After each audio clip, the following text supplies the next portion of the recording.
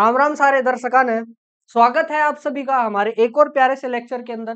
Freedom series का ये part है और इस फ्रीडम सीरीज के अंदर हम 12th की केमिस्ट्री को कवर करने जा रहे हैं लेक्चर्स के थ्रू। साथ साथ हम पास्ट ईयर क्वेश्चन भी करेंगे, जेई के, नेट के, बोर्ड के, एचबीएससी हो या सीबीएसई हो।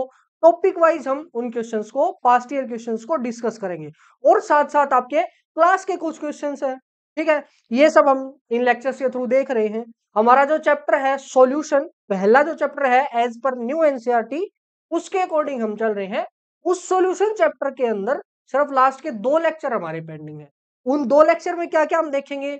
सबसे पहले हम देखेंगे कि कोलिगेटिव प्रॉपर्टी जो हमारी बचती हैं दो, उनको, और फिर जो नेक्स्ट लेक्चर होगा वहां हम देखेंगे वेंट ऑफ फैक्टर, और साथ साथ कुछ ऐसे क्वेश्चन करेंगे जो बोर्ड्स के अंदर आए हुए हैं कोलिगेटिव प्रॉपर्टी से। तो अगला लेक्चर आई थिंक थोड़ा लंबा हो जाएगा, इस वाले को थोड़ा शॉर्ट रखेंगे।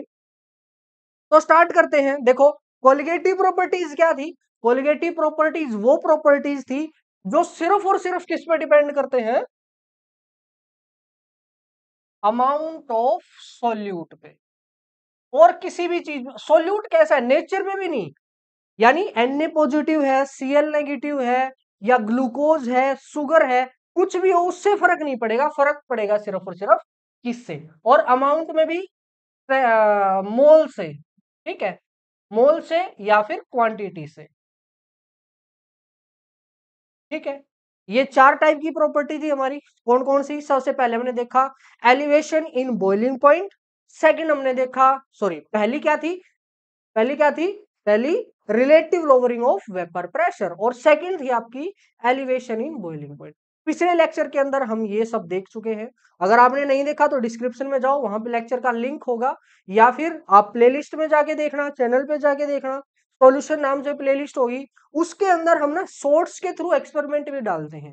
यहाँ पे क्लास में ये जो प्रॉपर्टी, इन सबके एक्सपेरिमेंट हमारे शॉर्ट सेक्शन के अंदर आएंगे। तो आपसे रिक्वेस्ट है कि आप चैनल को सब्सक्राइब कर दो और साथ साथ लाइक कर दो, ताकि और लोगों तक ये वीडियो पहुंच पाए। और लोगों तक पहुंचाने का एक और तरीका है, अपने फ्रेंड्स को आप शेयर करो, ताकि उनको भी इतनी अच्छी इंफॉर्मेशन मिल सके। ठीक है, पढ़ाते तो बहुत है, लेकिन हम एक्सपेरिमेंट के साथ सारी चीजें प्रूव करेंगे, ये मेरी गारंटी है। दो प्रॉपर्टी देखो, वेपर प्रेशर को मेजर करना पॉसिबल नहीं है, उसके लिए स्पेशल इंस्ट्रूमेंट मंगवाने पड़ेंगे जो कि काफी महंगे हैं, वो हम नहीं करेंगे। लेकिन जैसे बॉइलिंग पॉइंट है, फ्रीजिंग पॉइंट अभी आएगा, एक ऑस्मोटिक प्रेशर, वहां भी हम देखेंगे। ये सारे एक्सपेरिमेंट हम करेंगे। सोल्युबिलिटी वाला हम कर चुके हैं। ठीक है, चलो तो स्टार्ट करते हैं हमारी सेकंड, नहीं, थर्ड कोलिगेटिव प्रॉपर्टी से। क्या थी थर्ड कोलिगेटिव प्रॉपर्टी? नंबर 3 है आपकी depression. Depression in freezing point. ठीक है, डिप्रेशन इन फ्रीजिंग पॉइंट। पहली वाली क्या थी? एलिवेशन इन बॉइलिंग पॉइंट, यानी बॉइलिंग पॉइंट का इंक्रीज हो जाना। ये क्या है? Depression in freezing point. Freezing point का क्या हो जाना? कम हो जाना। उस टॉपिक की शुरुआत हमने कैसे करी थी? हमने पहले देखा था कि बॉइलिंग पॉइंट क्या होता है। सेम हम यहां देखेंगे कि फ्रीजिंग पॉइंट क्या होता है। बाकी बिल्कुल एग्जैक्ट सेम है पीछे वाली की तरह, आपने बिल्कुल चिंता नहीं करनी है। देखो, सबसे पहले बात करते हैं about the freezing point. Freezing point, freeze यानी क्या होना? लिक्विड से क्या बनना? लिक्विड से बनना सॉलिड। ठीक है, जिस टेम्परेचर पे लिक्विड बनता है सॉलिड में, उस टेम्परेचर को बोलते हैं फ्रीजिंग पॉइंट। ये वाली डेफिनेशन अब तक हमने बचपन से पढ़ी है। ठीक है, कुछ नया हम पढ़ेंगे। क्या पढ़ेंगे? जैसे पीछे वाले में हमने देखा था, क्या देखा था कि बॉइलिंग पॉइंट वो टेम्परेचर है जिस टेम्परेचर पे आपके लिक्विड का जो वेपर प्रेशर है वो एटमॉस्फेरिक के प्रेशर से ज्यादा हो जाए या उसके बराबर हो जाए, ताकि उसके मोलिक्यूल क्या हो जाए? फ्री हो जाए एटमॉस्फेयर के अंदर। वो क्या प्रोसेस होगी आपकी? वो होगी बॉइलिंग। और उस टेम्परेचर को क्या बोलेंगे हम? क्या बोलेंगे? उस टेम्परेचर को बोलेंगे क्या? Boiling point. ठीक है, सेम यहां पे है। क्या है कि लिक्विड के जब वेपर प्रेशर, लिक्विड के मोलिक्यूल्स का या लिक्विड के द्वारा अप्लाई किया गया वेपर प्रेशर सॉलिड के वेपर प्रेशर के बराबर हो जाए, उस केस को क्या बोलोगे आप? उस केस को बोलोगे फ्रीजिंग। और उस टेम्परेचर को क्या बोलेंगे? उस टेम्परेचर को हम बोलते हैं फ्रीजिंग पॉइंट। ठीक है, अब देखो, याद हो तो हमने पढ़ा था कि जो भी सॉलिड्स है आपके वो कैसे होते हैं, वो होते हैं नॉन वोलेटाइल।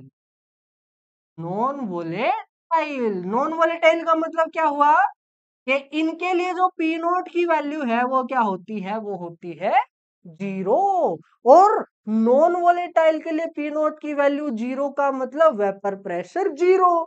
वेपर प्रेशर 0 कब होगा, जब वेपर बने ही ना। ठीक है, यानी ये मान लो कोई आपका लिक्विड है, ये लिक्विड है, ठीक है। अब इस लिक्विड पे क्या है, यहाँ पे पार्टिकल्स हैं, बिल्कुल।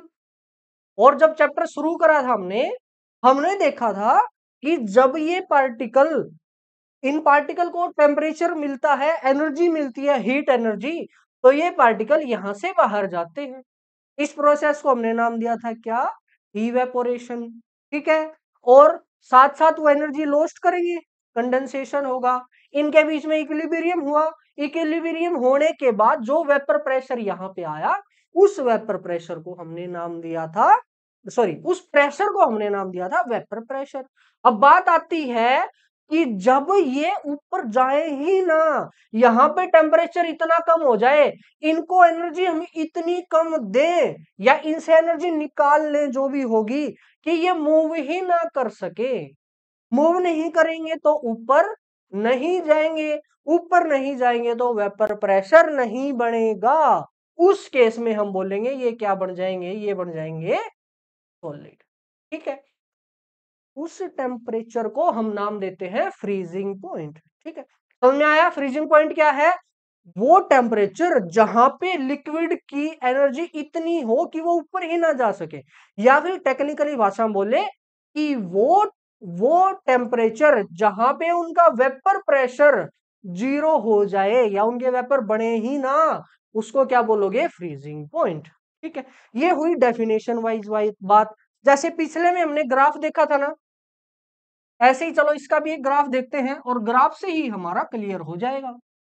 ठीक है, देखो क्या ग्राफ था, हमने एक पॉइंट पढ़ा था कि जैसे जैसे टेम्परेचर बढ़ेगा, जैसे जैसे टेम्परेचर बढ़ेगा वेपर प्रेशर बढ़ता है। यहाँ पे हमने प्रेशर लिया है, ये टेम्परेचर। देखो जैसे जैसे टेम्परेचर बढ़ेगा वेपर प्रेशर भी बढ़ेगा। आप ज्यादा एनर्जी दोगे, ज्यादा एनर्जी दोगे तो हवा के अंदर ज्यादा जाएंगे, और ज्यादा जाएंगे तो ज्यादा प्रेशर अप्लाई करेंगे। ठीक है, ये आई आपकी सोलवेंट के लिए। ठीक है, अच्छा, बॉइलिंग पॉइंट में हमने देखा था कि जब ये वेपर प्रेशर एटमॉस्फेयर के बराबर हो जाए, उस केस को क्या नाम देते हैं हम, उस केस को नाम देते हैं, क्या नाम देते हैं उस केस को, उसको नाम देते हैं हम बॉइलिंग पॉइंट। ठीक है, सेम इस वाले केस के अंदर देखो, एक लाइन होती है, एक लाइन ऐसे, एक लाइन, ठीक है, इस लाइन को हम बोलते हैं सॉलिड लिक्विड करो या फिर सब्लिमेशन करो। इसका मतलब ये जो लाइन है, इस लाइन पे आपका सॉलिड एग्जिस्ट करता है, इस लाइन पे सॉलिड। ठीक है, और जब इस सॉलिड का प्रेशर इस वाली लाइन को कट करेगा, यहां पे कट कर दिया, ये जो टेम्परेचर है, इस टेम्परेचर को हम बोलते हैं, ये वाले टेम्परेचर को हम बोलते हैं क्या, फ्रीजिंग पॉइंट। इसको मैंने नाम दे दिया टी नोट एफ। एफ यानी फ्रीजिंग, नोट यानी प्योर के लिए, सोलवेंट के लिए। समझे, ये लाइन जो है, ये लाइन फिक्स होती है, ये जो लाइन है ये फिक्स होती है, एक्सपेरिमेंटली आती है, ये हर टाइप के मोलिक्यूल के लिए अलग अलग ये लाइन आएगी। ठीक है, अब देखो, अब जैसे ही आप सॉल्यूशन तैयार करोगे, उसका वेपर प्रेशर क्या हो जाएगा, उसका वेपर प्रेशर कम हो जाएगा, यानी यही लाइन अब थोड़ा सा नीचे खिसकेगी, नीचे यानी ये लाइन आएगी कुछ कुछ ऐसे। अब बताओ, ये लाइन इस सॉलिड कराव को कहां पे कट कर रही है, यहां पे कट कर रही है ना, तो इस पॉइंट पे जो टेम्परेचर होगा, ये वाला जो टेम्परेचर होगा, इस टेम्परेचर को हम नाम देते हैं, क्या नाम देंगे इसको, इसको टी नोट एफ दिया तो इसको हम देंगे टी एफ। चलो इसको थोड़ा साइड लिख लेते हैं, ये आपका पॉइंट आया टी नोट एफ, और ये आपका पॉइंट आया टी एफ। अब बताओ, फ्रीजिंग पॉइंट इंक्रीज हुआ या डिक्रीज हुआ है, पहले था यहाँ पे, फाइनल सॉल्यूशन बनाने के बाद आया यहाँ पे, यानी वो क्या हुआ, वो कम हो गया। और कम हो गया तो बताओ, तो क्या बोलोगे? Depression in freezing point. ठीक है, तो depression in freezing point, DFP में इसको शॉर्ट फॉर्म में लिखता हूं। ठीक है, वो किसके बराबर होगा? वो बराबर होगा डेल्टा टीएफ के। डेल्टा यानी डिफरेंस, टीएफ यानी फ्रीजिंग पॉइंट के अंदर किसके बराबर? वो बड़े में से छोटा घटा दो, T naught F minus TF. ये हुआ आपका depression in freezing point. Clear है? देखो क्या किया है, ये सॉल्वेंट की लाइन थी, ये जो कर्व होता है ये एक्सपेरिमेंटली पता निकलता है ये। ठीक है, ये वाला कर्व जहां भी किसी भी कर्व को कट करेगा वो आपका पार्ट होता है सॉलिड वाला, यानी इसके इधर जो है वो सारा सॉलिड है। ठीक है, अब ये वाली लाइन थी, एक ये वाली लाइन थी, जहां पे कट किया वो आया उसका फ्रीजिंग पॉइंट। अब जैसे ही आपने सॉल्यूशन तैयार किया, ये है सॉल्यूशन का, सॉल्यूशन के केस में वेपर प्रेशर कम हो जाएगा, वेपर प्रेशर कम हो जाएगा तो वो जो कट करेगी वो पॉइंट पीछे आएगा, जिससे फ्रीजिंग पॉइंट हो जाएगा उसका कम, और इसी को हमने नाम दिया है डिप्रेशन इन फ्रीजिंग पॉइंट। बस देखो पीछे वाले के जैसा आ गया ना, आगे बिल्कुल सेम है। आगे क्या था? एक्सपेरिमेंटली हमने फाइंड आउट किया था, एक्सपेरिमेंटली हमने पता किया था, क्या पता किया था कि जो ये डेल्टा टीएफ है ना, ये डायरेक्टली प्रोपोर्शनल होता है किसके? मोलैलिटी के। ठीक है, और जब इस डायरेक्टली प्रोपोर्शनल को हटाओगे क्या आएगा? Delta TF is equal to, वहां पे आया था के बी, यहां आएगा के एफ इंटू एम। ठीक है, के एफ इंटू एम। अब देखो के एफ के बारे में अगर हम बात करें, के एफ के बारे में, केएफ का नाम क्या क्या था? केएफ का नाम पहली बात तो हुआ depression in freezing point constant, depression in freezing point constant. ठीक है, दूसरा इसका नाम हो सकता है molal depression constant, molal depression constant. ठीक है, और तीसरा एक और नाम था उसका, क्या था? एबुलियोस्कोपिक, इसका नाम है क्रायोस्कोपिक, CRY, क्रायोस्कोपिक। स्पेलिंग थोड़ी सी हो सकती है इधर उधर। Cryoscopic constant. ठीक है, ये इसके अलग अलग नाम हो सकते हैं हमारे केएफ के, ऐसे ही केबी के थे। यहां से भी एमसीक्यू आ सकता है, इनमें से बताओ केएफ का क्या नाम है? ये तीन ऑप्शन दे दिए, ऑल ऑफ दिस दे दिया, या हो सकता है ये दे दे, इन दोनों में से ये कोई सा भी ना दे। तो इसका भी आपको पता होना जरूरी। दोनों के अंदर मोलल आता है, वहां पे एलिवेशन आएगा, यहाँ पे आएगा डिप्रेशन। अब आगे क्या करेंगे? मोलालिटी को खोल दो, क्या आएगा? के एफ इंटू एम, एम की value number of moles of solute divided by weight of solvent. अब ये केजी ग्राम में हमने लेना है तो यहाँ पे आ जाएगा 1000। ठीक है, और आगे अगर करना है तो ये आ जाएगा आपका delta T F is equal to, delta T F is equal to क्या आएगा बताओ? के एफ ऐसे का ऐसा, K F into number of moles का फॉर्मूला डब्ल्यू बी बाय में एम बी, और साथ साथ यहाँ पे डब्ल्यू ए और इसके मल्टीप्लाई बाय 1000। ये आपका फॉर्मूला बन गया डेल्टा टी एफ का, बिल्कुल उसी के जैसा है। फर्क सिर्फ यहाँ डेल्टा टी भी होता है वहां पे, और यहाँ के भी होता है, बाकी सारा सेम है। साथ साथ के एफ की यूनिट जब निकालोगे, के एफ की यूनिट सेम आएंगी एज के बी। वो कैसे निकालेंगे? के एफ का फॉर्मूला निकाल लो यहाँ से, K F is equal to delta T F divided by M. Delta T F, delta T F की यूनिट चेंज इन टेम्परेचर, या तो डिग्री सेल्सियस हो सकता है या केल्विन हो सकता है, क्योंकि डिफरेंस लेना है, डिफरेंस दोनों के अंदर सेम आएगा। डिवाइडेड बाय मोलैलिटी की मोल पर केजी, और यहां भी मोल पर केजी, और लगा देता हूं चलो। तो यहां से आई डिग्री सेल्सियस केजी पर मोल, या फिर आपकी आई केल्विन केजी पर मोल। ये यूनिट है हमारे केएफ की। ठीक है, ये केएफ की यूनिट हुई, ये केएफ के अलग अलग नाम हुए, ये डेल्टा टीएफ का फॉर्मूला हुआ। ठीक है, अगर आपने पिछला लेक्चर अच्छे से लगाया है तो इसमें तो कोई भी दिक्कत नहीं होनी चाहिए। क्लियर है? अब यहाँ ना एक और चीज हम देखते हैं, वो चीज क्या है देखो, और डेल्टा टीएफ का भी ध्यान रखना, उसमें और इसमें फर्क क्या है? डेल्टा टीएफ का उसमें ना टीबी माइनस टी नोट भी है, और इसमें इसमें T F minus T note, sorry T naught F minus T F, दोनों में फर्क है। बड़े में से छोटा घटाना है आपने, नाम से पता लग जाएगा कौन बड़ा है कौन छोटा है। अब क्वेश्चन आता है, अगर इन दोनों को रिलेट करके देखें क्या आएगा। जैसे मैं कर दूं delta TB by delta TF, अगर इनकी वैल्यू निकालने लग जाऊं क्या आएगी। डेल्टा टीबी का फॉर्मूला क्या है, के बी इंटू मोलैलिटी, और डेल्टा टीएफ का के एफ इंटू मोलैलिटी। मोलैलिटी से मोलैलिटी कैंसिल, बोलो पेंसिल पेंसिल, तुम्हारी शादी कैंसिल कैंसिल। बहुत सारे बच्चों की शादी तो इसी वजह से नहीं हो रही। ध्यान रखा करो, स्कूल की बददुआएं बहुत ज्यादा लगती हैं। फ्रेंड्स के साथ अच्छे से रहा करो। अच्छा छोड़ो, यहाँ से क्या आया, के बी बाय के एफ। ठीक है, इस वाले रिलेशन का भी हम कहीं ना कहीं यूज करेंगे एक दो क्वेश्चन में। अब न्यूमेरिकल की बात करूं भी अलग नहीं आएगा। ये एक फॉर्मूला है हमारा, ये बड़ा, बस इसी से कुछ भी क्वेश्चन पूछ ले वो हम बता देंगे। हो सकता है वो डेल्टा टीबी के बी पूछ के, या डेल्टा टी एफ पूछ के एफ पूछ ले। चार चीजें हैं, चार में से कोई भी तीन दे देगा और एक पूछ लेगा, हम लोग इजीली इसको फाइंड आउट कर लेंगे। ठीक है, तो ये था हमारा डिप्रेशन इन फ्रीजिंग पॉइंट। अब फटाफट इसके क्वेश्चन करो। देखो जैसे पहले वाले क्वेश्चन के अंदर क्या दे रखा है, देखो तब तक।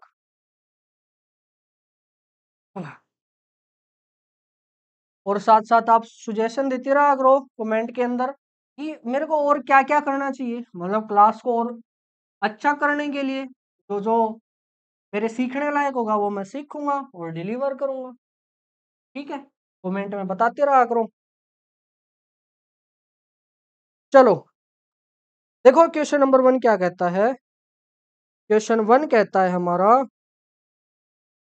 The freezing point depression constant K F of benzene is, K F की वैल्यू दे रखी है, K F is equal to 5.12 kelvin kg per मोल।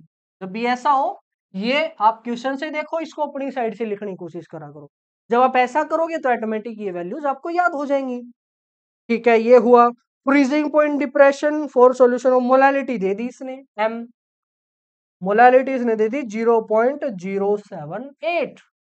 ठीक है, और मोलैलिटी की यूनिट क्या होगी, या तो स्मॉल एम लिखो या आप लिखो मोल पर केजी। ठीक है, तो हमने बताना है फ्रीजिंग पॉइंट डिप्रेशन, अरे बस फ्रीजिंग पॉइंट डिप्रेशन बताना है, यानी डेल्टा टी एफ आपने बताना है। डेल्टा टी एफ का फॉर्मूला के एफ इंटू मोलैलिटी, के एफ की वैल्यू 5.12 गुणा में 0.078, मल्टीप्लाई करो, इसको हम लगभग 8 मान सकते हैं और ये लगभग 5, और 8 पंजा 40, यानी आपका आंसर आएगा 0.4 डिग्री या फिर 0.4 केल्विन, ये आपका आंसर हो सकता है ऑप्शन में, ऑप्शन नंबर 20। देखो कितना लप्पू सा सवाल है, और नीट के अंदर 2020 के अंदर पूछा गया, कुछ भी तो नहीं है। देखो गुणा करनी है बस, फैक्ट्स आपको, फॉर्मूले आपको पता होने चाहिए, कंसेप्ट पता होना चाहिए, बाकी तो आप देख लो क्या सवाल है कुछ ये। नेक्स्ट देखो, नेक्स्ट नेक्स्ट नेक्स्ट क्या है, नेक्स्ट नेक्स्ट फिर से आपका नीट का है। पहले इसका नाम AIPMT था ना, इसलिए ये ऐसा लिखा। ए सॉल्यूशन ऑफ सुक्रोज, जिसका मोलर मास दे दिया, मोलर मास किसका, सुक्रोज का, और जनरली जो सुक्रोज होता है आपका वो सोलवेंट सोल्यूट होगा, तो यानी डब्लू, सॉरी एम दे रखा, मोलर मास को एम से रिप्रेजेंट करते हैं, एम बी इज 342। क्या है ये, अपनी शुगर है, सुक्रोज यानी शुगर, याद रखना। जब आप ये पढ़ोगे बायोमोलेक्यूल्स, वहां पे देखोगे शुगर का नाम है सुक्रोज। 342 दे दिया, इसका फॉर्मूला की अगर बात करूं C12H22O11, मोलर मास निकाल के देखो 342 आएगा। ये दे दिया, has been prepared by dissolving 68.5 gram of sucrose, यानी WB उसने डाल दिया कितना, 68.5, वेरी गुड। और किसके अंदर, 1 kg वाटर के अंदर, यानी WA उसने दे दिया 1000। ठीक है, the freezing point of solution obtained will be, पहली बात तो के एफ उसने दे दिया, K F that is equal to 1.86, और वाटर का दिया, ये भी ध्यान रखना, उसने किसका दिया है, वाटर का। इसने पूछा है कि बताओ जब ये सॉल्यूशन तैयार कर दोगे आप चीनी का और पानी का, वो सॉल्यूशन कितने डिग्री पे फ्रीज होता है। जनरली हमारा जो वाटर है वो कितने डिग्री पे फ्रीज होता है, 0 डिग्री पे। जनरली बोला है मैंने, हमेशा नहीं होता, ये हम शॉर्ट्स के अंदर भी देखेंगे, मैं बढ़ाऊंगा 1-2 दिन में, वहां भी हम देखेंगे कि वाटर एक्चुअल में 0 पे फ्रीज नहीं होता। चलो 0 पे हमने मान लिया वो फ्रीज होता है, हम मान के चलते हैं आइडियल कंडीशन, लेकिन एक्चुअल में नहीं होती। चलो मान लिया वो 0 पे फ्रीज होता है, ठीक है। अब निकालना है कि वो 0 की बजाय कितनी डिग्री पे फ्रीज हो। कैसे निकालेंगे, हमें पता है कि delta T F is equal to K F into M, पता है ना, वेरी गुड। पहले तो मोलैलिटी निकाल लो, मोलैलिटी होती है N B divided by W A और गुणा में 1000। एन बी कैसे निकालोगे, एन बी गिवन मास 68.5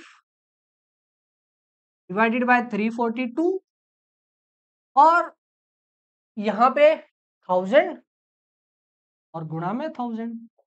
देखो इसके डिवाइडेड बाय डब्ल्यू है ना, तो इसके डिवाइड में डब्ल्यू है, ये 1000 करेंगे तो वो मल्टीप्लाई में ही आ जाएगा इसके, 1000 से 1000 कैंसिल, ये बताओ कितना हुआ, कितना आया,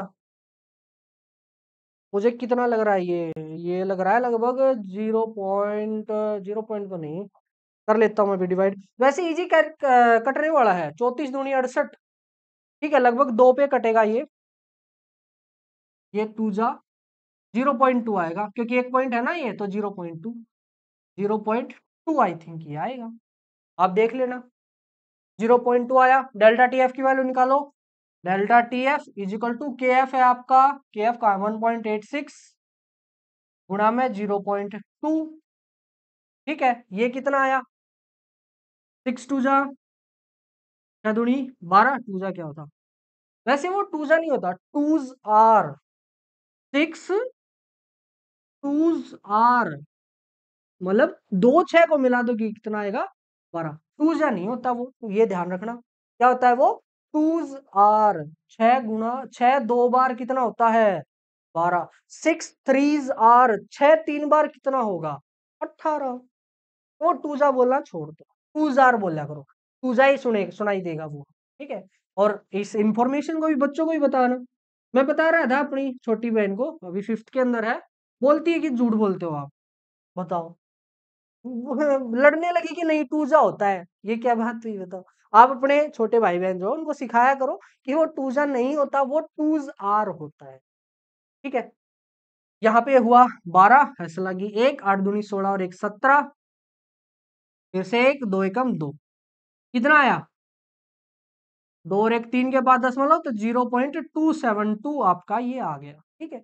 लेकिन ये आंसर नहीं आया अब तक मेरे भाई, आंसर नहीं आया है, आंसर नहीं आया है, कहीं पे देखो ऑप्शन में दे रखा होगा, मुझे पता है, यकीन है, किसी न किसी ऑप्शन में दे रखा होगा, नहीं दे रखा, अरे 3 आएगा, सॉरी ये एक हासिल भी तो थी। देखो ऑप्शन नंबर सी के अंदर दे रखा है, आप लगा दोगे मुझे पता है, और फिर क्या हो जाएगा गलत, क्यों गलत होगा, देखो उसने ना ये नहीं पूछा, फ्रीजिंग डिप्रेशन नहीं पूछा, उसने पूछा है फ्रीजिंग पॉइंट, वो कैसे निकालेंगे, हमें पता है डेल्टा टी एफ, ये डेल्टा टी एफ किसके बराबर होता है, इसके बराबर T naught F minus T F, यही होता है। उसने ना टी एफ की वैल्यू पूछी है, ना कि इस डेल्टा टी एफ, ये टी एफ आपने निकालना है, ठीक है। अब देखो पूरी इक्वेशन में 2 अननोन है, तो आप सोल्व नहीं कर सकते इसको, इसका पता होना चाहिए आपको, ये क्या है प्योर फॉर्म के अंदर उसका फ्रीजिंग पॉइंट क्या है, प्योर फॉर्म यानी क्या मिलाया हुआ आपने, आपने शुगर के अंदर वाटर मिलाया है, और वाटर का फ्रीजिंग पॉइंट 0, तो 0 minus T F that is equal to 0.372, अब यहां से ये माइनस उधर चला जाएगा, T F is equal to minus 0.372, मैंने बस समझाने में इतना टाइम लगा दिया, इतनी देर का ये सवाल था नहीं, कुछ भी तो नहीं करा हमने, हमने मोलैलिटी निकाल ली, कितनी आसान थी वो भी, गुणा करी है, बस 2 स्टेप के अंदर आपका सवाल हो गया। बस ये इसने कंफ्यूज कर दिया थोड़ा सा, क्या कंफ्यूज करा इसने ना, फ्रीजिंग पॉइंट पूछ लिया, ना कि डिप्रेशन इन फ्रीजिंग पॉइंट। देखो एक एक वर्ड से आपका आंसर कैसे चेंज हो रहा है, कैसे आप ऑप्शन गलत कर रहे हो, एक सिर्फ एक वर्ड से। इसलिए सबसे इंपॉर्टेंट आई थिंक मेरे हिसाब से अगर पूछो कि सबसे जरूरी क्या है तैयारी करने में, मतलब तैयारी करने के लिए हमें किस चीज में फोकस करना चाहिए। पहली तो देखो कंटिन्यूटी होगी, वो तो आपको करनी पड़ेगी, कंटिन्यू करते जाओ। डेली के आप 10 क्वेश्चन करो, 15 क्वेश्चन करो, धीरे धीरे उनको इंक्रीज करते जाओ। हर रोज एक क्वेश्चन आप इंक्रीज करते जाओ, आपकी तैयारी बहुत अच्छी हो जाएगी। कंटिन्यू करो, हफ्ते में एक भी छुट्टी नहीं, महीने में एक छुट्टी होनी चाहिए आपकी। फैमिली फंक्शन 1-2 साल के लिए भूल जाओ, कोई दिक्कत नहीं। बोर्ड्स की तैयारी कर रहे हो तो आप संडे को छुट्टी कर सकते हो, लेकिन फिर भी 6 दिन तो आपको पढ़ना ही पढ़ना पड़ेगा। ठीक है, चलो ये तो बात हुई तैयारी की, कंटिन्यूटी की बात हुई। सेकंड जो इंपॉर्टेंट चीज है क्वेश्चन को पढ़ना। एक एक वर्ड से क्वेश्चन का आंसर बिल्कुल ड्रास्टिकली चेंज होता है, बिल्कुल एक वर्ड से, जैसे यहाँ पे हुआ। इसलिए क्वेश्चन करो तब उसको बिल्कुल अच्छे से आपने पढ़ना। थर्ड देखो, थर्ड क्या कहता है, ए सॉल्यूशन ऑफ यूरिया है, यूरिया का सॉल्यूशन जिसका मोलर मास 56 है। अरे 56 होता है यूरिया का, चलो कोई ना, यानी उसने एम भी दे दिया हमें, एम भी उसने दे दिया 56, कोई बात नहीं। बॉयल एट 100.18 डिग्री सेल्सियस, यानी इसका जो टीबी है, टीबी वो किसके बराबर आया, वो आया 100.18 डिग्री सेल्सियस। इसने बोला है सॉल्यूशन का, यूरिया का नहीं, याद रखना। देखो फिर से वर्ड पे फोकस करना है, सॉल्यूशन ऑफ यूरिया ना कि यूरिया। तो इसलिए हम उसको टीबी लेके चले, अदरवाइज में टी नोट लेके चलता। ठीक है, एट एस्मो ये इसने लिख दिया। के एफ एंड के बी उसने दे दिया, K F is equal to 1.86 और के बी उसने दे दिया 0.512। ठीक है, तो हमने बताना है ये फ्रीज कितने डिग्री पे होगा, और वाटर इसने दे दिया। इसका मतलब ये जो सॉल्यूशन है आपका, ये सॉल्यूशन किस किसका है, यूरिया एंड वाटर का सॉल्यूशन है। अब बताओ फॉर्मूला कौन सा लगाऊं, मैं कौन सा फॉर्मूला लगाऊं, जल्दी जल्दी बताओ। टीबी दे दिया, के एफ दे दिया, के बी दे दिया, और उसने क्या पूछ लिया, टी एफ, टी एफ पूछ लिया। कौन सा फॉर्मूला लगेगा, हमने पढ़ा था ना, इन दोनों को कंपेयर करा, डेल्टा टीबी बराबर delta T F, that is equal to K B by में ए एफ। ठीक है, अब देखो ना तो डेल्टा टीबी दे रखा, ना डेल्टा टी एफ दे रखा, सिर्फ के बी और के एफ दे रखे हैं। फिर क्या करेंगे हम, देखो हम क्या करेंगे, हमारे को टीबी दे रखा, पहले तो इनको खोल के लिख दो। कैसे लिखेंगे, डेल्टा टीबी को क्या लिखते हो आप, TB minus T naught B, और टीएफ को कैसे लिखते हो, T naught F minus T F, that is equal to K B by में के एफ। लिख दिया, अब वैल्यू पुट करो।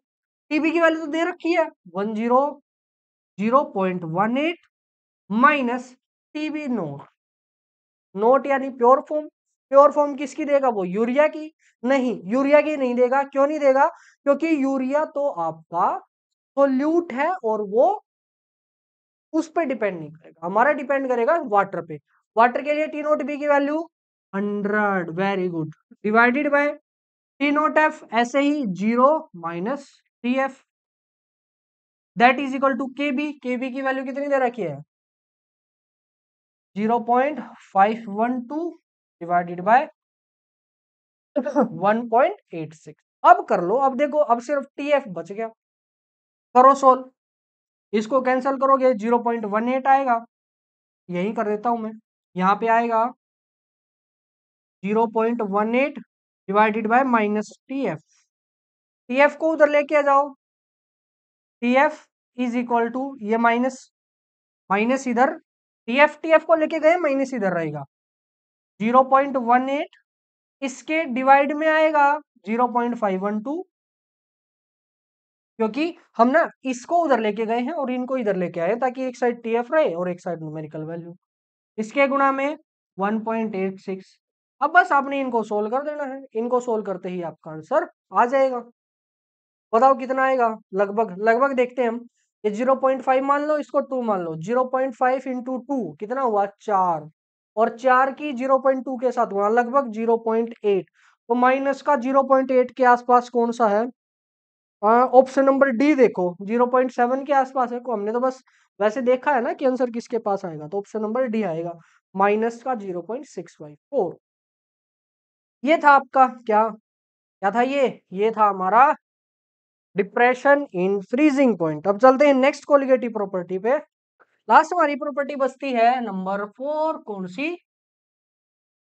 Osmotic pressure. ठीक है, ऑस्मोटिक प्रेशर। इससे पहले ना हमें कुछ चीजों को समझना पड़ेगा। सबसे पहले ये आपकी सबसे first semi permeable membrane. Membrane यानी झिल्ली, सेमी यानी आधा, परमिएबल मतलब परमिशन देना, यानी एक ऐसी झिल्ली जो कि सिर्फ आधी चीजों को ही परमिशन दे अपने थ्रू पास होने को, उसको क्या बोलते हैं? सेमी परमिएबल मेम्ब्रेन, या शॉर्ट फॉर्म में बोलेंगे SPM, semi permeable membrane. For example हमारी जो स्किन है, स्किन को देखो, इस स्किन के अंदर से क्या वाटर बाहर आता है? यस, पसीने की फॉर्म में बाहर आता है ना, आता है। क्या ब्लड बाहर आता है? बिल्कुल भी नहीं। खून, खून यहां से तो बाहर नहीं आता, कट कर दोगे तो आ जाएगा। करना मत, मर जाओगे। अभी तुम्हारी जिंदगी के लक्ष्य बाकी हैं, उनको अचीव करो, पेरेंट्स को प्राउड फील करवाओ, अपने बच्चों को भी प्राउड फील कराओ कि हमने अच्छी जगह जन्म लिया है। अगर नहीं करना कुछ तो भाई फिर तो नहीं, नहीं फिर भी नहीं। हाँ, पढ़ाई सब कुछ नहीं होती। मैं मानता हूँ पढ़ाई बिल्कुल, अगर कोई एवरेज करता है कोई दिक्कत नहीं, एवरेज करते रहो, इतना हो कि लोग आपको पागल ना बना सके, इतनी पढ़ाई आपको आनी चाहिए बस। ये नहीं है कि सारे न्यूमेरिकल आप कर पाओ, मेरे से भी नहीं होते ना, जो और ज्यादा मेरे से पढ़े लिखे हैं उनसे भी नहीं होते। और आपका जो लाइफ का स्टैंडर्ड है वो पढ़ाई डिसाइड करती है, लेकिन ये कभी नहीं है कि आप अगर नहीं पढ़ोगे तो आपकी लाइफ डिस्ट्रॉय हो जाएगी, बिल्कुल नहीं। प्रेशर आपने बिल्कुल नहीं लेना है। प्रेशर का यूज सिर्फ और सिर्फ दो जगह करना है, एक इस सॉल्यूशन के अंदर और एक समझदार हो। ठीक है, तो चलो अब बात करते हैं हमारे ओस्मोटिक प्रेशर के बारे में।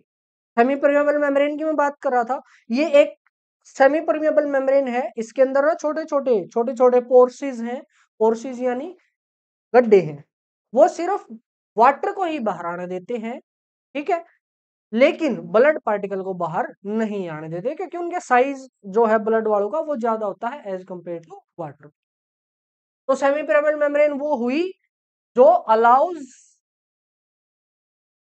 Only solvent particles. ठीक है, सिर्फ सॉल्वेंट पार्टिकल को ही जो अलाउ करे अपने अंदर से पास होने को, उसको बोलते हैं semi permeable membrane. Second, flow of liquid के बारे में हमने बात करना है। Flow of liquid.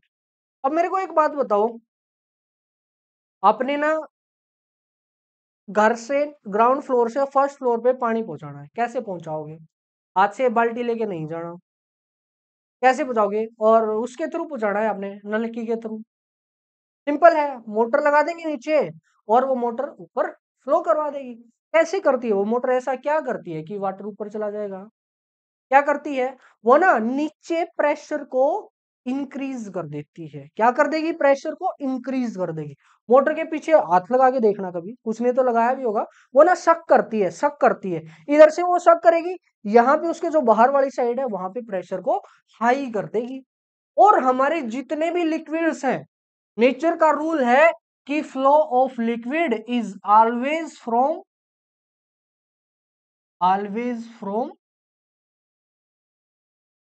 High pressure to low pressure. हमेशा ज्यादा प्रेशर से लो प्रेशर के अंदर हमारा लिक्विड जाता है। साथ साथ नेचर का एक और रूल है कि ना, स्टेबिलिटी किसी भी चीज को तब आएगी जब उसकी एनर्जी कम होगी। एनर्जी उसकी क्या होगी? कम होगी, चीजें शांत होंगी, तब आपका सिस्टम होता है स्टेबल। इसलिए केमिकल बॉन्ड बनते हैं। 11th क्लास में थोड़ा बहुत ध्यान हो, तो केमिकल बॉन्ड क्यों बनते हैं? क्योंकि बॉन्ड बनने के बाद ना स्टेबिलिटी कम हो जाती है। फॉर एग्जाम्पल हम लोग शादी करते हैं, मान लो जनरली क्या होता है कि अगर सिंगल हो तुम, शादी नहीं है, तो चिंताएं थोड़ी सी ज्यादा होंगी। लेकिन जब बॉन्ड बन जाएगा, शादी हो जाएगी, तो वो चिंताएं बट जाती हैं दो लोगों की। हालांकि इंसान, मनुष्य, मानव, हमारी पुरुषों की चिंताएं ट्रिपल हो जाएंगी। हमारी चिंता, उनकी चिंता, और फिर आसपास की चिंता। ये चिंताएं हमारे लिए बढ़ जाएंगी, लेकिन मैडम साहब की चिंता कम हो जाएंगी। इसलिए शादी होती है। ऐसा नेचर बोलती है, लेकिन एक्चुअल में ऐसा नहीं होता। आपको ही पता है। हम हमेशा इंसान की वो फैंटेसी ये है कि उसको एनर्जी ज्यादा चाहिए, हमेशा वो हायर लेवल पे जाना चाहता है। लेकिन नेचर कहती है ना, हमेशा लो लेवल पे आओ। इसलिए जो भी आप साधु संत देखते हो बिल्कुल शांत होते हैं। शांत क्यों? क्योंकि जितना शांत रहोगे उतनी आपकी एनर्जी कम, उतना आपका मन कम चंचल होगा। और जितना आपका मन कम चंचल होगा, आपकी स्टेबिलिटी उतनी ही ज्यादा होगी। और इस अर्थ पे आने का हमारा मेन पर्पज एक ही है कि हम स्टेबल रह के अपना पूरा जीवन यापन करें, और साथ साथ बाकी चीजें भी करते रहे। लेकिन हो रखा है उल्टा, हम भागते हैं ज्यादा पैसे की तरफ। उससे क्या करते हैं, हमारी स्टेबिलिटी डिस्टर्ब करते हैं। हम स्टेबिलिटी डिस्टर्ब करते हैं तो फिर लोग परेशान रहते हैं, चिंता के अंदर रहते हैं। तो आई थिंक हमें नेचर के अगेंस्ट नहीं चलना चाहिए। आप भी कोशिश करो लाइफ में आगे जाके कहीं आपको ये बातें मेरी ध्यान आए। हमेशा एनर्जी को कम करना, ये रूल मैंने नहीं बनाया, ये नेचर ने बनाया है। हमेशा एनर्जी को कम करो, उससे आप स्टेबल रहोगे। सेम केस यहाँ पे है, देखो हमेशा कोई भी चीज है वो हाई प्रेशर से लो प्रेशर पे जाना पसंद करेगी, हाई कंसंट्रेशन से लो कंसंट्रेशन पे जाना पसंद करेगी। क्लियर है ये बात? तो मोटर ने हाई प्रेशर कर दिया, और उस वाली नलकी का जो दूसरा एंड था वहां पे प्रेशर है कम, वहां सिर्फ हवा हवा प्रेशर लगा रही है। नीचे मोटर ने अपनी साइड से प्रेशर लगा दिया, तो पानी हाई प्रेशर से कहा गया लो प्रेशर पे गया, इसलिए वो नीचे से ऊपर जाता है। लेकिन वैसे वैसे नीचे प्रेशर होता है कम, ऊपर जाते जाएंगे थोड़ा सा बढ़ेगा प्रेशर। ग्रेविटी भी यहाँ पे काम आती है साथ साथ। ठीक है, चलो फ्लो ऑफ, ये दो चीजें देख ली हमने, एसपीएम और फ्लो ऑफ लिक्विड, हमेशा हायर कंसंट्रेशन से या फिर हायर प्रेशर से लो प्रेशर। ठीक है, अब ना आपको मैं थोड़ा सा काम देता हूं। वो काम क्या है, सिर्फ सोचना है आपने। ये हमारा कोई कंटेनर है, कटोरा है मान लो, इस शेप का कटोरा है, गोल वाला नहीं है। क्या कह रहे हो, पाकिस्तान को दे आऊं? चलो, ये आपने लगा दी यहाँ पे एसपीएम। एसपीएम यानी सेमी परमिएबल मेम्ब्रेन, ये आपने लगा दी। ठीक है, एक साइड आपने भर दिया, आपने यहाँ पे भर दिया लिक्विड, प्योर लिक्विड, या फिर आपने भर दिया सोलवेंट। भर दिया कि नहीं भर दिया, सिर्फ सोलवेंट पानी भर दिया मान लो। चलो वाटर भर देते हैं, वाटर। ये वाला एक्सपेरिमेंट हम करेंगे भी, करेंगे, चिंता मत करो, अगर पॉसिबल हुआ तो। क्योंकि आलू से करेंगे, आलू भी एक एसपीएम है, वो भी नहीं जाने देता, सिर्फ पानी पानी को जाने देता है। मसाले देख रहा, मसाले उसके अंदर तक नहीं जाते, सिर्फ पानी जाता है। ठीक है, ये आपने भर दिया वाटर। इस साइड क्या करा, इस साइड आपने भर दिया कोई भी सॉल्यूशन, भर दिया वाटर का सॉल्यूशन। ठीक है, water plus salt, water plus salt, नमक वाला पानी। ठीक है, अब देखो, अब तक इस चैप्टर के अंदर हम एक चीज पढ़ते आए हैं, क्या पढ़ते आए हैं, कि जब भी आप सॉल्यूशन तैयार करते हो तो उसका वेपर प्रेशर हो जाता है कम। हमारी फर्स्ट वाली property relative lowering of vapour pressure, उसका एक पार्ट था लोवरिंग ऑफ वेपर प्रेशर। यानी मान लो यहाँ पे प्रेशर है पी नोट ए, यहाँ पे प्रेशर है पीटी, और हमें पता है कि P note A is greater than PT. Clear है ये चीज? तो प्योर सॉल्वेंट का हमेशा वेपर प्रेशर ज्यादा होता है। अब मेरे को एक बात बताओ, इधर प्रेशर हुआ ज्यादा, इधर प्रेशर हुआ कम, तो आपका लिक्विड जो है वो कहां से कहां जाना चाहेगा? आपका लिक्विड हमेशा हाई प्रेशर से लो प्रेशर की तरफ जाना चाहेगा। क्लियर है ये चीज? इसका मतलब इधर पानी थोड़ा सा क्या हो जाएगा, कम हो जाएगा, और इधर पानी थोड़ा सा ज्यादा हो जाएगा। देखो लेवल का डिफरेंस आ गया ना। चलो एक और कम कर देते हैं। यहाँ पे ये जो लेवल का डिफरेंस आया है, ये डिफरेंस तब तक आता रहेगा जब तक दोनों साइड प्रेशर क्या नहीं हो जाते, दोनों साइड प्रेशर बराबर नहीं हो जाते। क्लियर है ये चीज? इस प्रोसेस को बोलते हैं ओस्मोसिस। ओस्मोसिस क्या हुई? Osmosis the flow of solvent particle, क्या? The flow of solvent particle to solution through ASPM. क्या बोला है? The flow of solvent particle to solution through ASPM due to difference in vapour pressure, due to difference in vapour pressure is known as osmosis. क्या है osmosis? High pressure से low pressure की तरफ आपके liquid के particles का जाना, वो हो जाएगा ओस्मोसिस। क्या ये कोलिगेटिव प्रॉपर्टी है? नहीं। क्यों? क्योंकि कोलिगेटिव प्रॉपर्टी तो ओस्मोटिक प्रेशर है। ये अब तक हमने नहीं देखा है। अब तक हमने क्या देखा है? सिर्फ ओस्मोसिस। ठीक है, अब देखो इसको थोड़ा सा मैं साफ करता हूं, दोबारा लिखता हूं, इसको दोबारा बनाते हैं। चलो, ओस्मोसिस ध्यान रखना बस। क्या था ओस्मोसिस? हाँ हाँ, मन मन में रिवाइज करते जाओ, मुझे सुनाई दे देता है यहां तक। शाबाश, वेरी गुड। अभी भी देख, तूने नहीं करा है, कर रहा है, जो बोल रहा हूँ वो तो कर। नहीं मानने का तो पछताएगा। लड़कियां तो कर लेती हैं, एक दो ने तो अभी नहीं करा। करो यार, मानना करो मेरी। देखो, ये हुआ आपका क्या, इस साइड आया आपका सोलवेंट, ठीक है, इस साइड है आपका सॉल्यूशन। ठीक, दोनों साइड प्रेशर का डिफरेंस है। प्रेशर के डिफरेंस होने से यहाँ पे है पी नोट ए, यहाँ पे है पीटी। प्रेशर के डिफरेंस होने से लिक्विड पार्टिकल इधर से इधर फ्लो करेंगे। इस फ्लो को क्या बोलते हैं? इस फ्लो को हम बोलते हैं ओस्मोसिस। ठीक है, अब मान लो मैं चाहता हूं कि ये यहां से यहां फ्लो ना हो, क्या करूंगा मैं? बताओ, क्या करूंगा? फ्लो रोकने के लिए क्या करना पड़ेगा? दोनों साइड प्रेशर इक्वल करना पड़ेगा, है ना? और प्रेशर इक्वल कैसे करेंगे? या तो इसके प्रेशर को कम कर दो। इसका प्रेशर कम कैसे होगा? इसकी स्ट्रेंथ को कम करके। लेकिन मैं तो चाहता हूं कि ये भी बराबर हो, यही बराबर हो। तो फिर क्या करेंगे? हम इस साइड कुछ एक्स्ट्रा प्रेशर ऐड कर देंगे। कर देंगे कि नहीं कर देंगे? अगर इस साइड तुमने एक्स्ट्रा प्रेशर ऐड कर दिया तो दोनों साइड प्रेशर हो जाएगा इक्वल, और उस इक्वल प्रेशर की वजह से कोई भी फ्लो नहीं होगा। चलो, मैं कुछ एक्स्ट्रा प्रेशर ऐड कर रहा हूं, उसको मैंने नाम दिया पाई प्रेशर। ये पाई 22/7 नहीं है, ये पाई सिर्फ प्रेशर को डोनेट करता है। पाई यानी प्रेशर। अब ये फ्लो रुक जाएगा कब? अगर पी नोट ए बराबर हो जाए पीटी प्लस में पाई। ठीक है, अगर ये दोनों बराबर हुए तो ये फ्लो आपका रुक जाएगा। इस प्रेशर को, ये जो आपने एक्स्ट्रा प्रेशर ऐड किया है, इसको बोलते हैं ओस्मोटिक प्रेशर।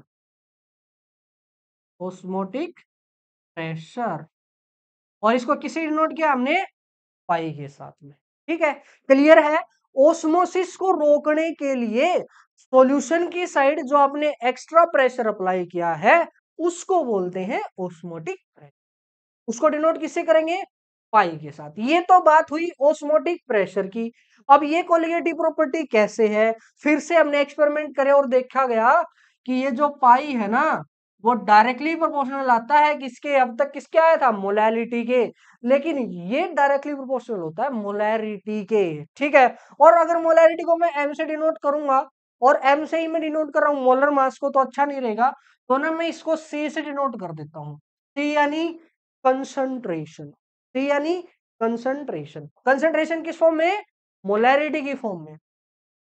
अब जब तुम इसको हटाओगे, पाई इज इक्वल टू जो कांस्टेंट आएगा वो आएगा आपका आर इंटू टी। आगे लिखने की बजाय मैंने पीछे लिख दिया।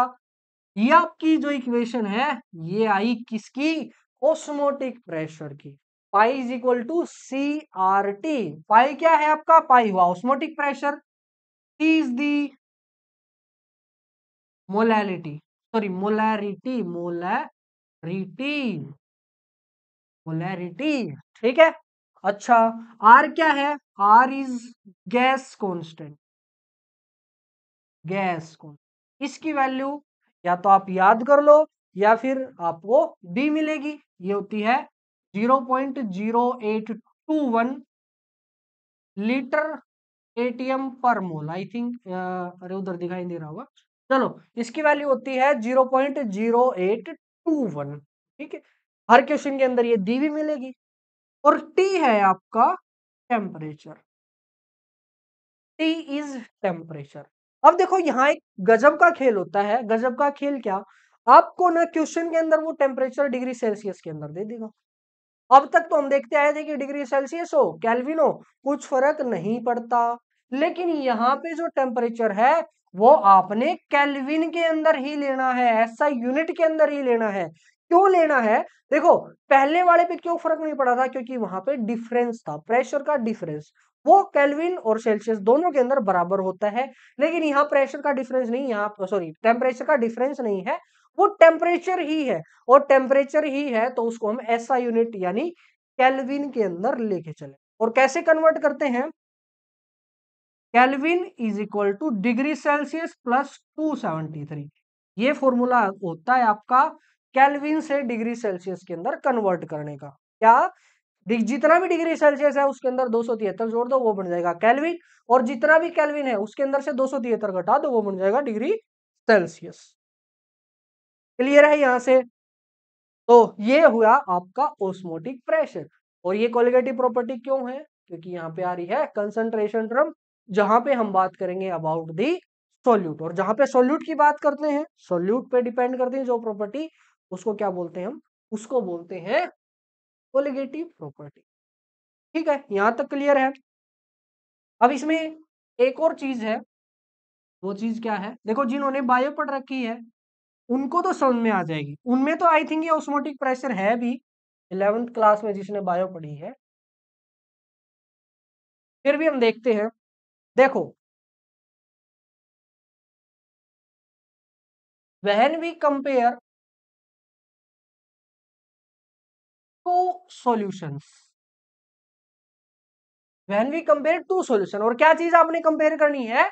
आपने ऑस्मोटिक प्रेशर, ऑस्मोटिक प्रेशर, ये चीज आपने कंपेयर करनी है दो सॉल्यूशन की। मान लो एक सॉल्यूशन है ए और एक सॉल्यूशन है बी, ठीक है।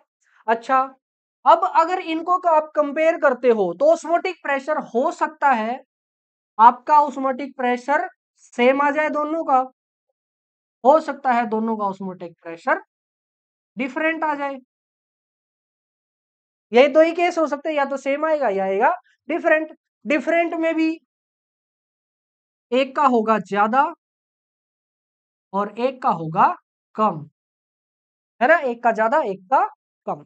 अब देखो, जहां पे ऑस्मोटिक प्रेशर सेम रहता है, ऐसे सॉल्यूशन, ऐसे पेयर को, क्योंकि हम दो चीजों का जिक्र कर रहे हैं, दो सॉल्यूशन का जिक्र कर रहे हैं, ऐसे पेयर को बोलते हैं आइसोटोनिक सॉल्यूशन। आइसोटोनिक सॉल्यूशंस, ठीक है, आइसोटोनिक सॉल्यूशन। और बहुत इंपॉर्टेंट है, बोर्ड में इतनी बार इससे क्वेश्चन पूछा गया है, ये बड़ा आइसोटोनिक सॉल्यूशन क्या होते हैं, या फिर जिनका ऑस्मोटिक प्रेशर सेम आ जाए उनको क्या बोलते हैं। और हद तो तब हो गई जब ये क्वेश्चन नीट 2020 के अंदर पूछे। सेम क्वेश्चन आया था कि आइसोटोनिक सॉल्यूशन के अंदर क्या चीज सेम होती है? क्या चीज सेम होती है? उनका ऑस्मोटिक प्रेशर सेम होता है। ठीक है। अब बात हुई जब उनका, उन दोनों का अलग अलग आ जाए, उस केस में क्या क्या होंगे? एक होगा आपका हाइपरवैलेंट और दूसरा होगा हाइपोवैलेंट। हाइपोवैलेंट, एक हुआ हाइपरवैलेंट, एक हुआ हाइपोवैलेंट। ठीक है, क्लियर है? चलो, यहां से कुछ रियल लाइफ चीजें और देख लेते हैं। क्या?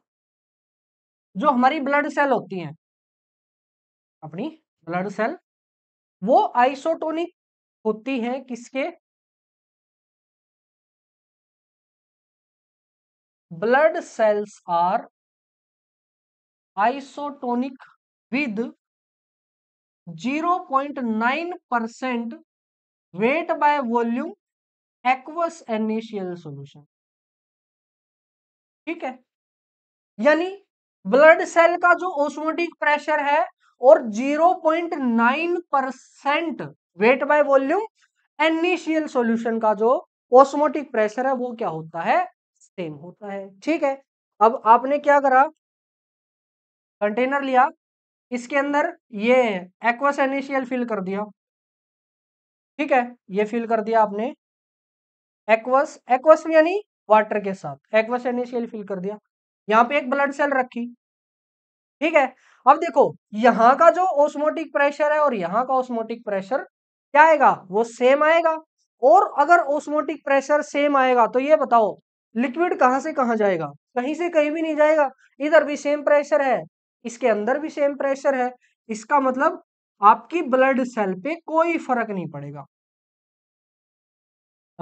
ये होता है 0.9% वेट बाय वॉल्यूम। ठीक है, तो यहां पे होगा no effect on cell, cell पे कोई भी फर्क नहीं पड़ेगा। मैं एक और केस लूं, क्या लेता हूं मैं एक और केस, यहाँ पे फिर से मैंने एक्वस एनेशियल लिया, लेकिन अब की बार क्या करी, इसकी जो कंसंट्रेशन है वो 0.9% से कम ली। ठीक है, इसकी 0.9% से क्या ली, कम ली। यहां पे हमारी आई फिर से ब्लड सेल।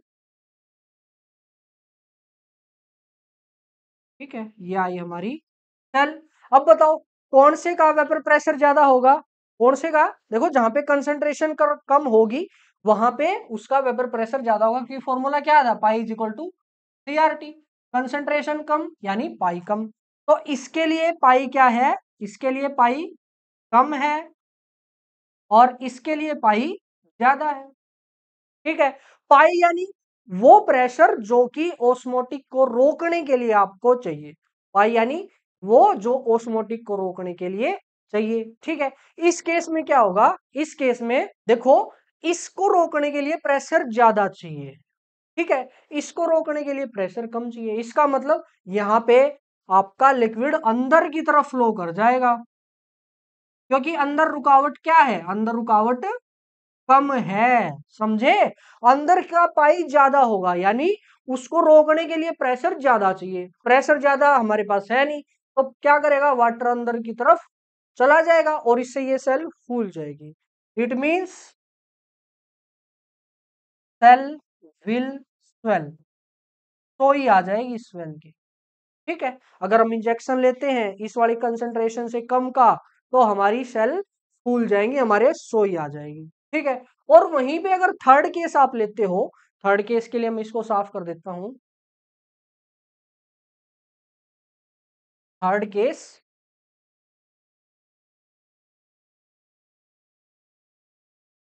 यहीं पे फिर से हमारी सेल है। ठीक है, अब की बार ये जो आपका इनिशियल है वो 0.9% से ज्यादा है।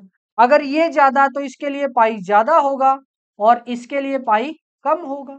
ठीक है, तो यहां पे क्या होगा, यहां पे ना बाहर की तरफ रुकावट कम है, यानी इसको रोकने के लिए ज्यादा प्रेशर चाहिए, ज्यादा प्रेशर चाहिए, तो पानी अंदर से कहा या जो भी आपका सोलवेंट है वो अंदर से बाहर की तरफ आ जाएगा। और ये जो सेल है आपकी, इसके अंदर से निकल गया सोलवेंट तो ये सिकुड़ जाएगी, तो यहां पे सेल विल श्रिंक। ये कुछ रियल लाइफ एग्जांपल है। अब डायरेक्ट बात करते हैं हम इसके क्वेश्चंस की। देखो फटाफट क्वेश्चन नंबर फर्स्ट, मैं इसको साफ कर देता हूं। फॉर्मूला वही है आपका, I is equal to C R T. उस पे देख लो क्या क्या वो क्वेश्चन पूछ सकता है, ये वाला फॉर्मूला। तो क्वेश्चन देख लेते हैं फिर लेक्चर को ऑफ करेंगे। आई थिंक काफी टाइम हो चुका है, 1 घंटे के आसपास हो जाएगा अभी, क्वेश्चन करेंगे तब तक। देखो क्वेश्चन 1 कह रहा है 1 mole of table salt dissolved in 1 litre of water.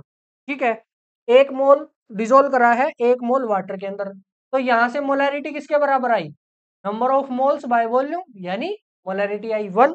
ठीक है, at a temperature of 27 degree Celsius, temperature है आपका 27 डिग्री सेल्सियस, और अगर इसको केल्विन में बदलोगे तो 300 केल्विन। तो हमने बताना है ऑस्मोटिक प्रेशर क्या होगा, कर दो, phi is equal to C R T, C है 1, आर है 0.082 गुणा में 300, तो आपका आंसर क्या आ जाएगा, कैलकुलेट कर लो, लगभग 25, क्योंकि देखो 8 ये 2 जीरो से ये 2 पॉइंट से ये 2 जीरो जाएंगे तो 8.2 गुणा 3 और 8 तिया 24, लगभग 25 के आसपास 25 एटीएम। ठीक है, क्योंकि हमारी जो आर है उसकी यूनिट होती है लीटर एटीएम पर मोल पर केल्विन। नेक्स्ट देखो क्वेश्चन नंबर 2, क्वेश्चन नंबर 2 कहता है नीट 2021 का है, ये सॉल्यूशन तैयार किया हमने 10 ग्राम ग्लूकोज को, सॉल्यूशन 1 हमने तैयार करा है 10 gram glucose in 250 ml water, 250 ml। ठीक है, सॉल्यूशन 2 हमने जो तैयार करा है वो है 10 ग्राम यूरिया सेम वॉल्यूम के अंदर, और लास्ट हमने तैयार करा है सॉल्यूशन 3 जहां पे इसने लिया है 10 gram sucrose, 10 gram sucrose in same. तो ये बताना है इनमें ऑस्मोटिक प्रेशर क्या होगा। देखो ऑस्मोटिक प्रेशर किस किस पे डिपेंड करता है, pi is equal to C R T, pi is equal to C R T. अब टी सबके लिए सेम है, आर सबके लिए सेम है, तो फर्क पड़ेगा सिर्फ मोलैरिटी का। अब मोलैरिटी का भी फॉर्मूला होता है आपका C is equal to N B divided by V, V भी सबके लिए सेम है, इसका मतलब सिर्फ डिपेंड करेगा एनबी पे, और एनबी का फॉर्मूला होता है आपका given mass W B by में एम बी। अब देखो डब्ल्यू बी सबके लिए सेम है, क्या बात है, तो सिर्फ डिपेंड करेगा एम बी पे। इसका मतलब जितना एम बी ज्यादा उतनी कंसंट्रेशन कम, जितनी कंसंट्रेशन कम उतनी पाई ज्यादा। तो कैसे करेंगे इसको, हम चेक कर लेंगे किसके लिए एम बी कम है किसके लिए ज्यादा है। ग्लूकोज के लिए एमबी की वैल्यू बताओ, ग्लूकोज ग्लूकोज का होता है 180, यूरिया का 60 और सुक्रोज का 342, ये होता है।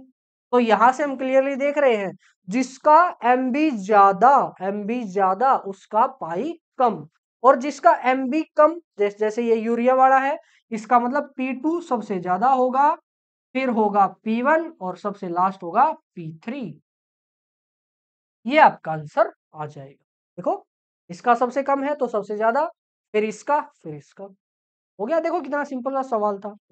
नेक्स्ट देखो,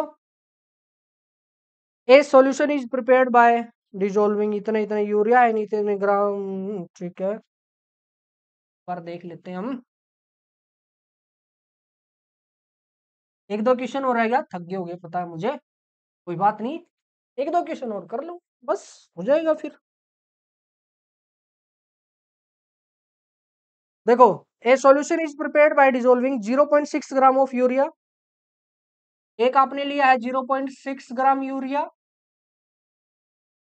और दूसरा आपने लिया है 1.8 ग्राम ग्लूकोज। ठीक है,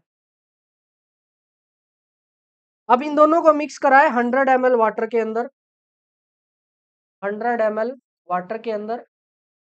ठीक है, 27 डिग्री सेल्सियस पे टेम्परेचर है आपका 27 डिग्री सेल्सियस,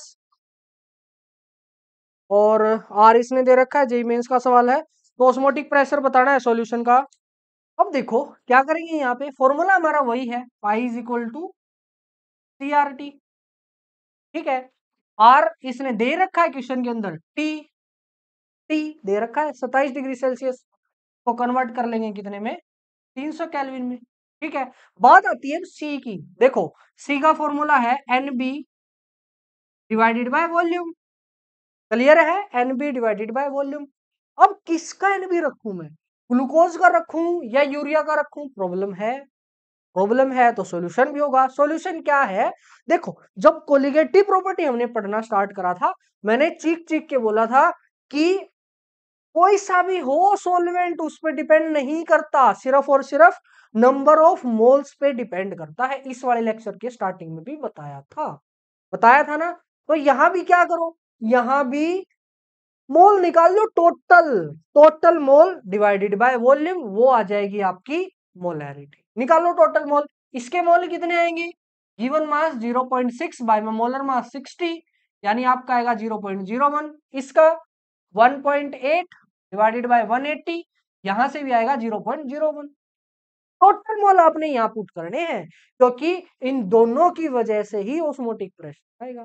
पुट करो total mole, 0.02 divided by volume है आपकी 100, और ये ml के अंदर है तो मल्टीप्लाई बाय 1000 भी आएगा।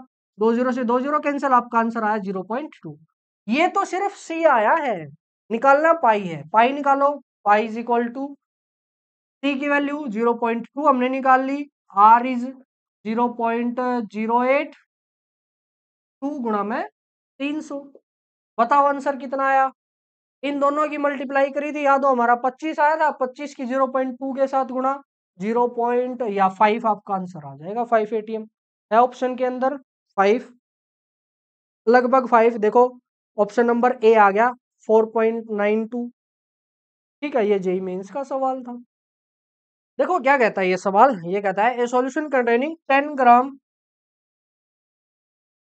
ग्राम पर डीएम क्यूब, ये तो यूरिया इसने दे दिया, ठीक है, और ये आइसोटोनिक है with 5% solution of non volatile solution, ये 5% दे दिया इसने, ठीक है कोई बात नहीं। और ये नॉन वोलेटाइल हो गया, तो मोलिकुलर मास हमने बताना है इसका ग्राम के अंदर।